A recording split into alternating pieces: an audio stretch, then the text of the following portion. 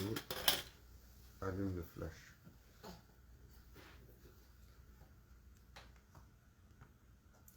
أعوذ بالله من الشيطان الرجيم بسم الله الرحمن الرحيم الله الله الله الله الله الله عزيز الله الله الله الله الله الله الله كريم الله الله الله الله الله الله الله سبحان الله الله الله الله الله الله الله سلطان الله يا ربي أنت السلطان نحن عبيد أعوذ بالله من الشيطان الرجيم بسم الله الرحمن الرحيم الحمد لله والشكر لله لا إله إلا الله والله أكبر ولا حول ولا قوة إلا بالله العلي العظيم بسم الله الرحمن الرحيم دستور مدد يا رجال الله مدد يا سلطان الأولياء سيدنا شيخ محمد نازم الحقاني دستور مدد يا صاحب الإمداد سيدنا شيخ محمد الشامكاني أطيعوا الله أطيعوا الرسول والأولي الأمر منكم.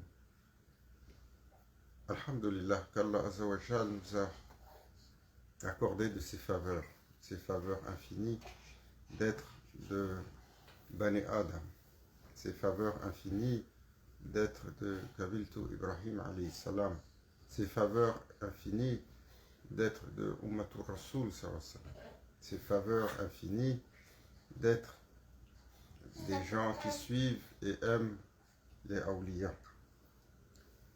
et qui suivent nos mashayikh khasatan Sayyidina Cheikh Mohammed Nazim al-Haqqani Qaddasallahu sirr wa Sayyidina Cheikh Mohammed al-Shamkabani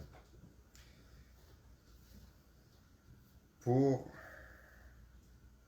dans un temps particulier toujours le temps de Akhir al-Zaman et une faveur tellement d'attention de notre Seigneur pour ses faveurs infinies pour lesquelles nous n'avons très souvent pas de reconnaissance, nous n'avons très souvent pas de gratification, nous n'avons pas très souvent d'attention. Et ces faveurs ô combien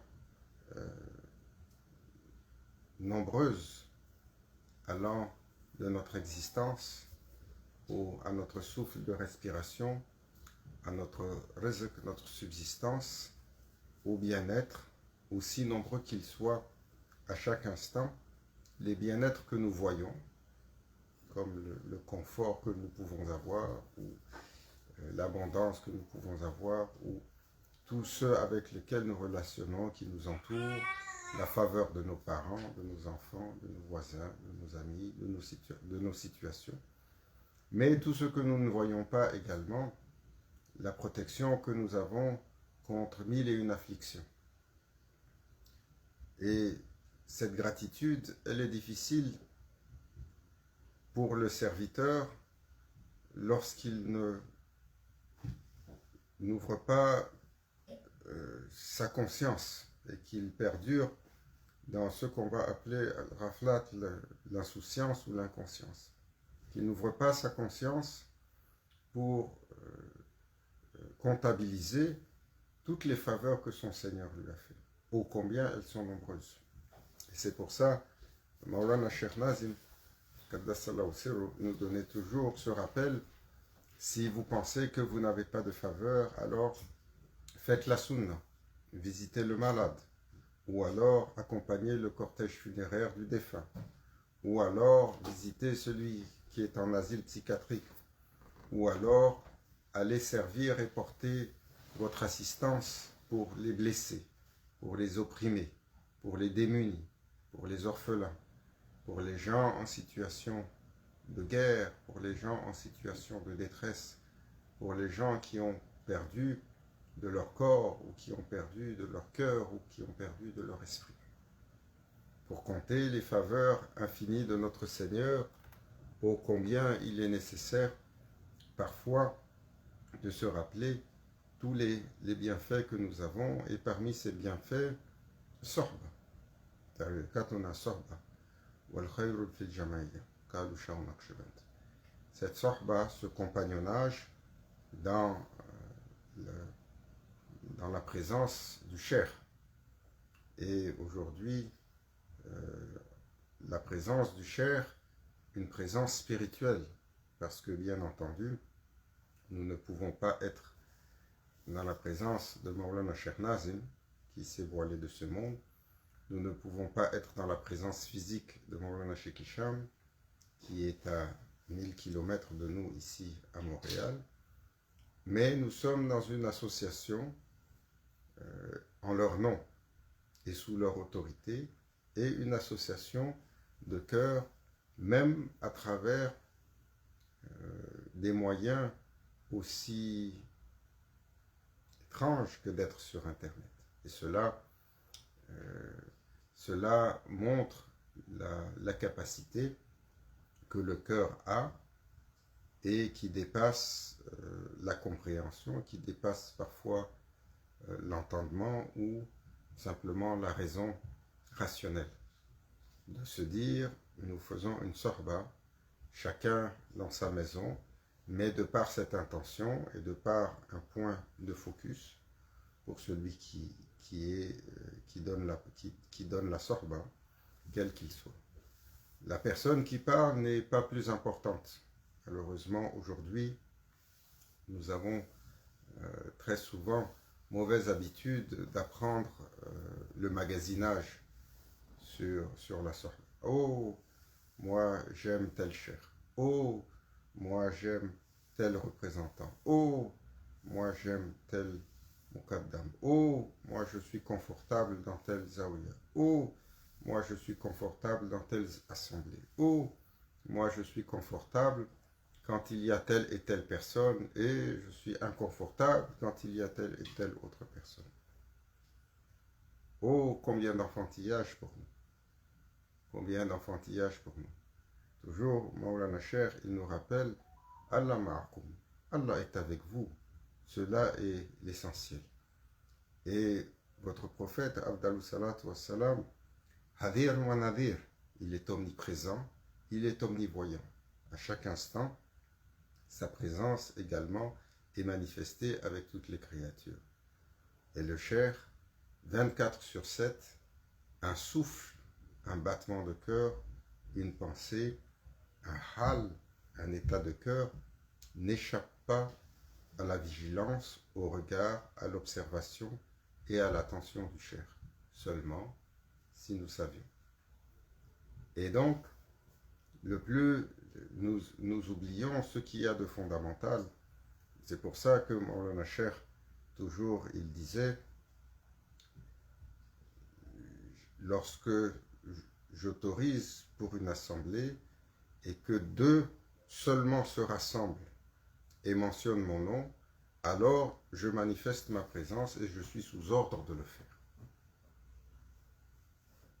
Et c'est pour ça que toujours le serviteur, il est sous le regard de son Seigneur. Allah Azza wa Jal, il dit « Ana jalisu man dhakaran » Je suis assis avec celui qui se rappelle de moi. Celui qui se rappelle d'Allah dans sa pensée, celui qui se rappelle d'Allah dans sa prière, celui qui se rappelle d'Allah dans son invocation, celui qui se rappelle d'Allah dans son cœur, alors Allah Azza wa Jal dit « Je suis assis avec lui ». Et Allah Azza wa Jal dit « Si mon serviteur vient à moi en marchant, par un petit effort, je vais à lui en courant. Et si mon serviteur vient à moi en courant, c'est en volant que je viens vers lui, bien entendu. Cela est fait de façon métaphorique. Cela est dit de façon métaphorique. Mais c'est également valide pour la présence du prophète Abdallah salatu wassalam, qui est une réalité de l'humain et au niveau de son cœur. On dit, les awliya, ils décrivent le cœur ayant 5 niveaux, et le 5e niveau étant le secret absolu, le cachet absolu. où Allah Azzawajal se manifeste, mais le quatrième niveau étant celui où il y a dans chaque créature alors la manifestation de la présence du prophète. Et le prophète il dit, j'observe le amal, l'effort et les actions de ma umma quotidiennement, et si j'y vois le khair, je donne la louange, si j'y vois le bien, je donne la louange au Seigneur des mondes, et si j'y vois alors la défectuosité, je demande istighfar, je demande le pardon pour cette personne-là. Mais également, alors le cheikh a la capacité sur le droit, l'autorisation et le pouvoir qui lui a été donné, le pouvoir par le prophète sallallahu alayhi wa sallam, de veiller sur l'étudiant et d'être présent sur chacun de ses états. Et cette présence est importante. Mon cher Nazim, il disait toujours, nous sommes toujours attentifs sur nos étudiants car nous espérons un moment de sincérité complète pour pouvoir les amener dans leur makam, dans leur station de réalisation. Et alors nous avons cette obligation de vigilance auprès d'eux. Et donc, cette présence d'être dans une telle assemblée, auquel faveur? Seulement si nous en connaissions le bien. Il est mieux pour nous aujourd'hui d'être ensemble, même virtuellement, que d'être occupés à bien d'autres occupations. Seulement si nous mettions l'intention et si nous mettions la concentration. C'est pas toujours évident de se concentrer lorsqu'on est en sorba virtuellement. Quand on est rassemblé à la zawiya, à la derga, ou à la mosquée, ou à la hanika, ou dans le tekke, ou la daïra, dépendamment de l'espace dans lequel on est. Alors, le fait d'être en jama'a, d'être dans un espace qui a un protocole, nous concentrons et concentrons notre attention, comme on nous l'enseigne sur ce chemin. Voilà, le Cheikh Nazim toujours, il était parfois majestueux quand il commençait la sorba et que même quelqu'un rentrait et commençait à se déplacer, tout de suite il disait, assois-toi. Chaque mouvement qu'il y a dans l'assemblée, même que ce soit un enfant qui traverse l'assemblée, ou que ce soit quelqu'un qui tourne la tête, ou la porte qui s'ouvre et il y a un bruit à l'entrée, et là, alors, une personne tourne la tête, juste le fait de s'être déconcentré de la sorba et tourner la tête, Maulana Cheikh Nazim disait, le niveau de l'assemblée descend de 70 niveaux sur chaque interaction. Il y a une connexion, c'est une connexion subtile qui procède des cieux, et le serviteur alors doit être excessivement concentré, attentif. Et c'est pour ça du temps de Shaun Archibald, alors du temps de Shaun Archibald, on dit de son assemblée qu'il y avait plusieurs niveaux d'assemblée. Et l'un de ces niveaux d'assemblée était que les serviteurs venaient, les disciples venaient à l'assemblée de Shaun Archibald et ils devaient porter un vêtement unique qui était réservé juste pour cet événement-là. Et ce vêtement était un khamis, une tunique blanche, immaculée, qui ne servait pour aucune autre chose. Donc même leurs vêtements, comme le serviteur qui s'en va pour le Hajj ou pour la Umrah et qui met son ihram, ce ihram qui doit être préparé, qui doit être dédié, qui ne doit pas servir à autre, qui doit être prêt pour ce pèlerinage-là, dans cet exercice également, alors les étudiants de Shaun Archibald, et pas n'importe quel étudiant, c'était les étudiants qui l'avaient appelé et qui l'avaient sélectionné, dont le cœur était prêt pour cet exercice-là, venaient, après avoir pris la douche intégrale, avoir mis un vêtement qui était réservé à cette rencontre, et venaient dans une assemblée. Et dans cette assemblée-là, alors, il y avait c'était une assemblée complètement silencieuse. Les étudiants s'asseyaient en cercle autour du cher, comme on le fait dans la sorba, et ils étaient alors à genoux, gardaient le focus de leur concentration, la canalisation de leur concentration sur le cher. Ils fermaient les yeux, gardaient le silence et ne devaient en aucun cas détourner leur attention, détourner leur pensée, juste pour exercer le cœur à se concentrer sur un point. Et on dit dans cette assemblée-là, alors le cher, tel le rayon d'une roue, son cœur est connecté à tous les disciples qui sont autour, et alors de la capacité de son cœur, il les connecte à la réalité qu'il habite. Et à ce moment-là, alors dans cet exercice-là, les disciples apprenaient à se détacher de toute chose et à concentrer leur attention. Et donc, lorsque nous sommes à la Zaouia, cela est relativement facilité par le fait que nous avons des voisins, même s'il y a toujours du dérangement et de la turbulence. Mais c'est certain que lorsque nous sommes à distance et nous sommes chacun dans nos environnements, alors l'attention est plus difficile. Je me souviens qu'on est parti des assemblées de Dhikr, et comme ça arrive sur Zoom, comme ça arrive également pour nos collaborateurs lorsqu'ils travaillent, hein, ils sont sur le Zoom et à un moment donné, la caméra s'allume, où ils se lèvent et on se rend compte qu'en haut ils ont une belle chemise, mais en bas ils sont encore en pyjama. On est beaucoup à être comme cela, hein, parce qu'on est dans le confort de nos maisons, en même temps qu'on regarde la télévision ou on papote à côté, on suit la sorba. Il faut apprendre à se discipliner, il faut apprendre à faire un effort, il faut apprendre à se concentrer.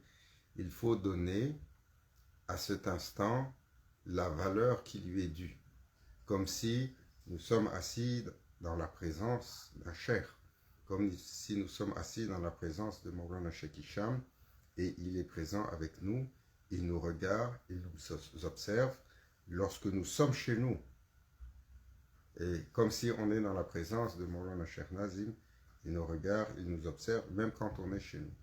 Alors pour cela, même le protocole d'apparence est important, parce que c'est un majlis, et on couvre ce qui doit être couvert pour le dhikr, on couvre ce qui doit être couvert pour honorer l'assemblée, et on ferme tout ce qui peut nous distraire, on se concentre, comme si le cheikh était présent, et nous sentions sa présence, et nous sentions alors la connexion de cœur avec lui.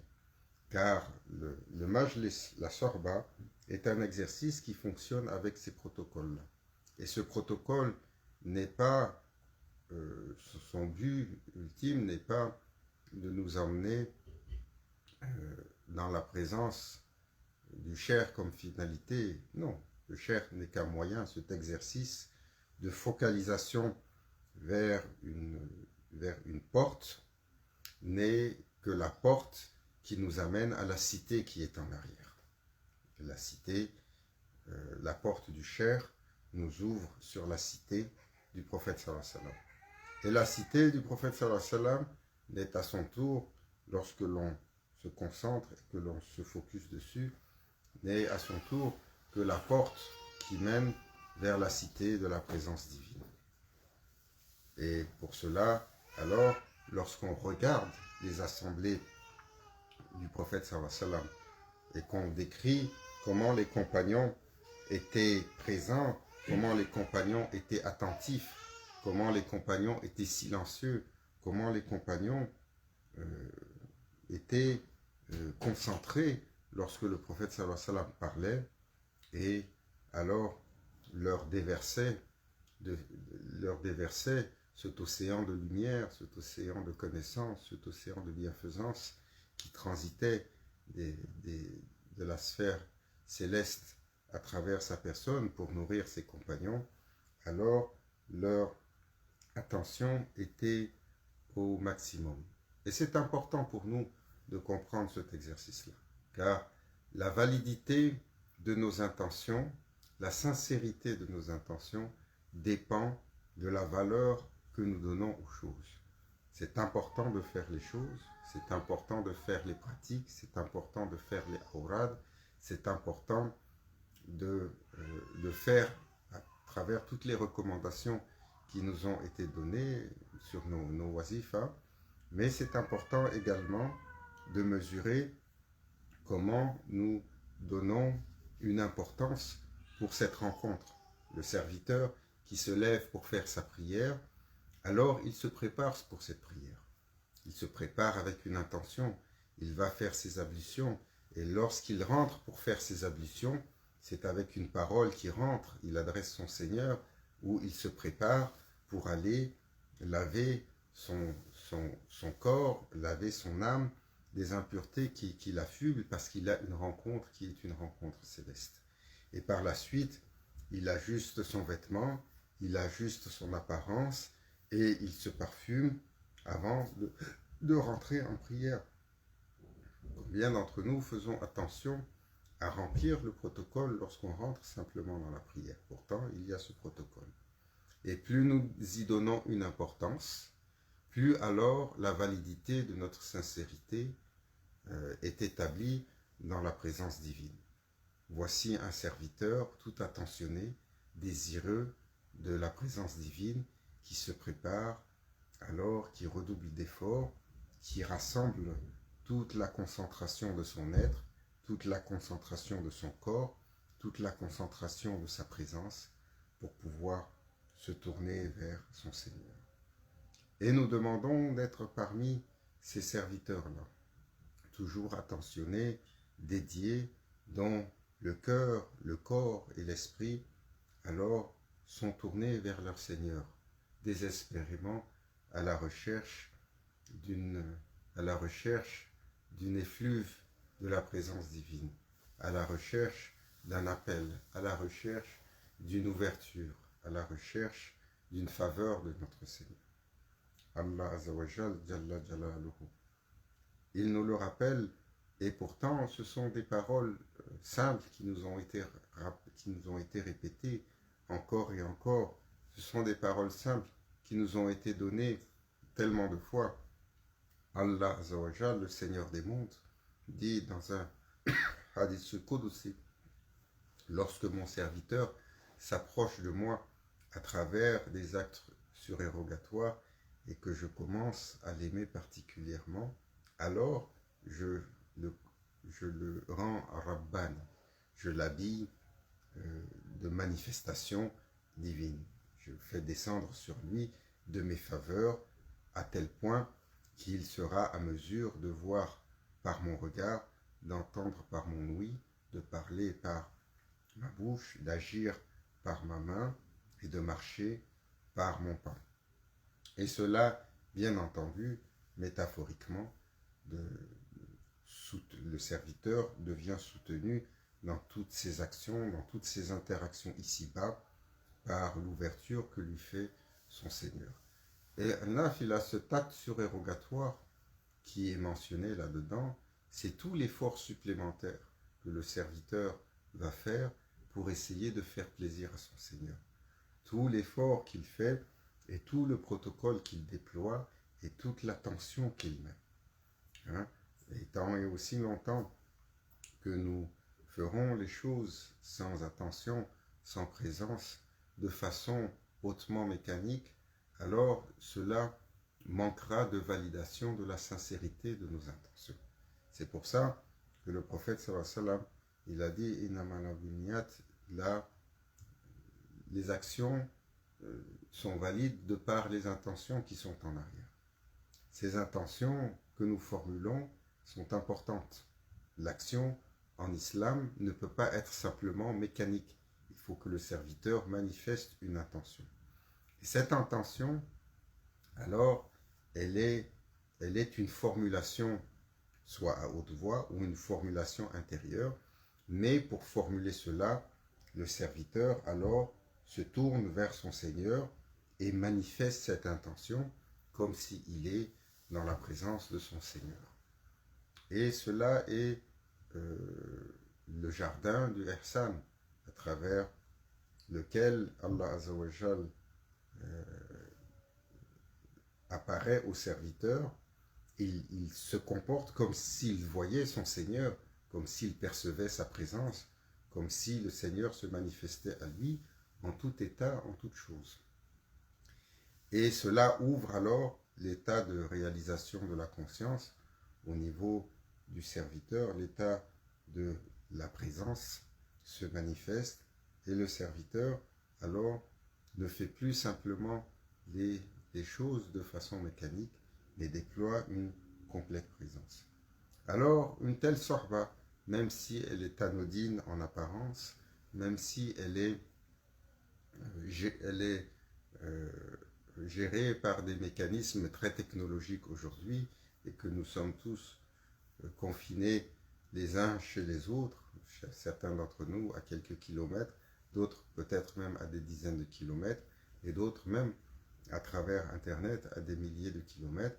L'intention fondamentale est le pouvoir du cœur où nous mettons cette intention d'être dans le majlis sous le regard et l'autorité de Maulana Cheikh Hicham, d'être dans le majlis sous le regard et l'autorité de Maulana Cheikh Nazim, d'être dans l'assemblée sous le regard et l'autorité de Sayyidina Cheikh Abdullah Faiz Dagestani, et ainsi sur cette autorité et cette ligne de transmission qui remonte jusqu'à la présence du prophète Afdalut Salatu Wassalam, en passant par notre maître Imam Ja'far Sadiq Qaddasallahu Sirruh.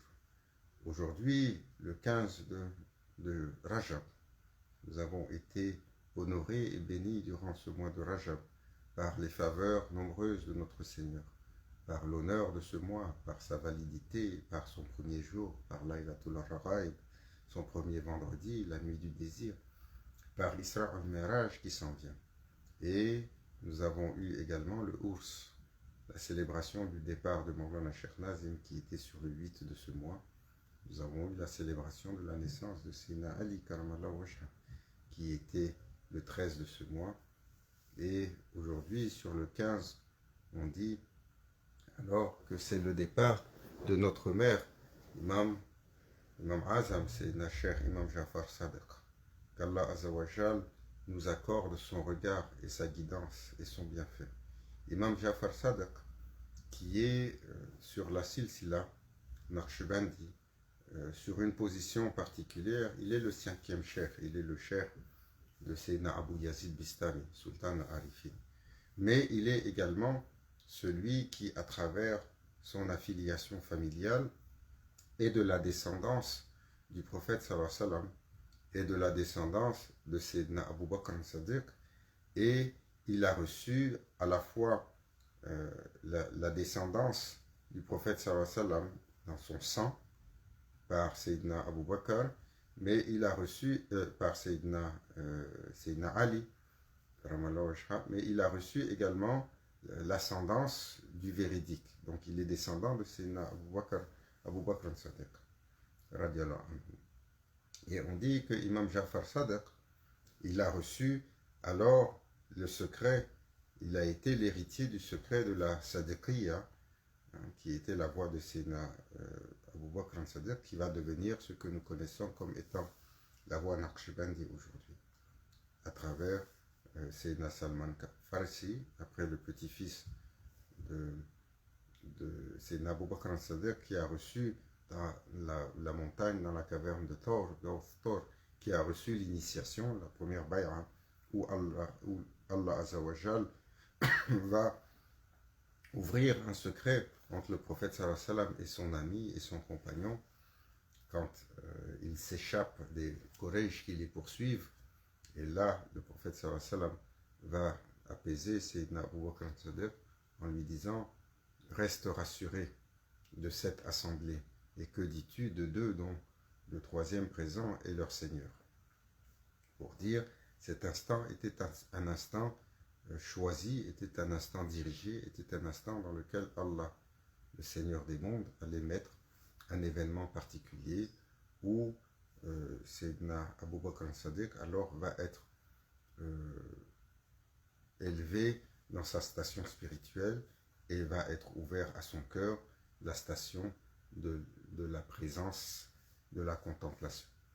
Et va lui être donné alors le secret qui va par la suite être transmis de lui à Sayyidina Salman Farisi, Salman le Persan, un autre compagnon, et par la suite à Qasim, qui est le petit-fils de Sayyidina Abu Bakr al-Sadiq. Et notre cher Qasim va transmettre alors cet héritage de la voix de Sayyidina Abu Bakr al-Sadiq à Imam Jafar Sadiq. Et Imam Jafar Sadiq, à la fois descendant de Sayyidina Ali, à travers Sayyidina Hussein et Imam Bakr, va recevoir l'héritage des voix spirituelles de Sayyidina Ali, qui sont au nombre de 40, alors que la Sadiqiyya, celle qui vient de Sayyidina Abu Bakr al-Sadiq, est une voix. Sayyidina Ali va hériter de 40 secrets.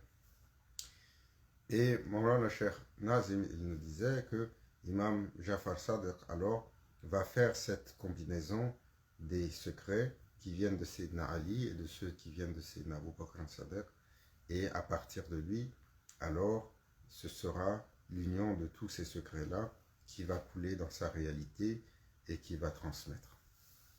Et aujourd'hui, alors, dans ce ours, nous demandons à Allah Azza de nous permettre son regard, de nous permettre son attention, de nous rendre éligibles sur son intercession. Maulana Cheikh, il disait toujours la mention des gens vertueux, la mention des gens de la pureté, la mention des gens de l'accomplissement fait descendre la miséricorde d'Allah, c'est-à-dire à travers leur médium, à travers leur intercession. Alors Allah Azzawajal nous inonde à travers leur bénédiction. Cela est un axiome qui est valide, qui a été, où le Seigneur des mondes a choisi pour le prophète sallallahu alayhi wa sallam, que celui qui le mentionne, celui qui fait sa louange, alors reçoit un bienfait, reçoit une bénédiction. Et cela devient presque un lèse-majesté, ou même presque un péché de celui qui entend le nom du prophète sallallahu alayhi wa sallam et qui ne donne pas la louange. Cela est une inconvenance exceptionnellement une inconvenance qui est de haute transgression dans la cour de celui qui a été choisi comme le plus élevé, le plus loué des créatures, le favorisé, la manifestation de la connaissance, la manifestation de la droiture, la manifestation de la miséricorde divine, mais qui est celui à propos duquel Allah Azzawajal dit, Allah et ses anges lui donnent la louange. Alors il nous est ordonné de lui donner cette louange-là. Et chaque fois que le serviteur va mentionner alors le nom du prophète sallallahu alayhi wa sallam, avec une attention, avec un respect et avec une déférence et avec une salutation, le prophète sallallahu alayhi wa sallam lui-même dit « Je suis frais vivant dans ma tombe. Celui qui m'envoie la salutation, Allah Azzawajal retourne mon âme dans mon corps pour que je puisse le répondre 10 fois. » Alors imaginez combien de louanges, combien de salutations à travers aujourd'hui 2 milliards de musulmans qui, dans leurs prières, dans leurs invocations ou dans leur état de ishq, dans leur état d'amour et de passion pour le prophète sallallahu alayhi wa sallam, dans leur lecture quotidienne, pour ceux qui font la lecture de louanges comme Dalal Khairat, ou simplement dans leur formulation, combien de louanges sont faites au prophète sallallahu alayhi wa sallam. Combien de louanges nous sommes obligés, pour faire notre prière, de faire une louange à la fin de notre prière au prophète sallallahu alayhi wa sallam. Alors imaginez, sur 2 milliards d'individus qui le font, 5 fois par jour, ou même plus, combien de louanges sont données et combien de fois l'âme est retournée au corps pour pouvoir répondre à ces salutations-là. Alors cela fait quelle présence en continu de ce retour de l'âme Et c'est pour ça que le prophète sallallahu alayhi wa sallam a dit, je suis frais vivant dans ma tombe. Celui qui me donne la louange, je la retourne mon âme et je lui retourne 10 louanges. De cela, nous comprenons le principe de celui qui mentionne son Seigneur. Allah Azza wa Jal, il dit, celui qui me mentionne, je le mentionne dans une assemblée bien meilleure. Celui qui fait le dhikr d'Allah, Allah Azza wa Jal le mentionne dans l'assemblée céleste. Et lorsqu'il est mentionné dans cette assemblée, ce n'est jamais sans le retour d'un bienfait, sans l'abondance d'une faveur, sans l'illumination des grâces d'Allah. Et Allah Azza wa Jal envoie les effluves de ses grâces et également demande aux anges de couvrir le serviteur qui se lève pour chanter la louange de son Seigneur, pour mentionner son Seigneur, ou pour dire simplement Alhamdulillah, Allahu Akbar. Alors revient au serviteur un retour du Seigneur infiniment plus grand. Ce principe, Allah Azza wa Jal l'a déployé également sur le prophète Afdalus Salatu Wassalam. Celui qui mentionne le prophète sallallahu alayhi wa sallam, Allah Azza wa Jal alors permet au prophète sallallahu alayhi wa sallam de le mentionner encore et encore, bien plus, dans une assemblée qui est meilleure, et d'aller jusqu'à intercéder pour lui. Et ce principe, également, Maulana Sheikh Hisham nous disait, Bidikri Salihin Tanzil Rahma, ce principe est également valide pour chaque fois que vous allez faire la mention des gens vertueux, chaque fois que vous allez faire la mention des gens choisis, alors de leur regard, vous est accordé quelque chose, et de celui qui les a créés, vous est accordé un bienfait. C'est pour ça que dans le protocole pour Ahl Sunnah wal Jama'a, il est si important pour les gens, dans leur dua, d'invoquer le prophète sallallahu alayhi wa sallam, wa sahabihi al-kiram, wa ahlihi, et de sa famille, et de ses compagnons, et de mentionner les tabi'in, les tabu tabi'in, de mentionner les anbiya, les prophètes, ou al-mursalin, les messagers, de mentionner certains prophètes par leur nom, de mentionner même les anges, de mentionner les archanges. Dans l'invocation, nous allons faire la salutation sur Sayyidina Jibril alayhi salam, sur Sayyidina Mikaël, sur Sayyidina Azrafil, sur Sayyidina Mikaël, même sur Sayyidina Azraïl alayhi salam, parce que ce sont les archanges, même si Sayyidina Azraïl alayhi salam de sa majesté, il nous fait peur, il nous fait trembler, car c'est l'ange de la mort. Le fait de le saluer rend grâce à sa stature, à son importance et à celui qui également l'a créé et lui a accordé cette suprématie de majesté, de la fonction de prendre l'âme des humains. Et lorsque nous faisons ces mentions-là, ces mentions également pour les musulmans sont importantes de mentionner le nom des compagnons. Regardez, juste dans le protocole de validation de notre khutbah, nous devons mentionner Al-Khulafa Rashidun. Nous devons mentionner les quatre grands califes, Sayyidina Abu Bakr al-Sadiq, Sayyidina Omar, Sayyidina Othman, Sayyidina Ali, radiallahu anhum.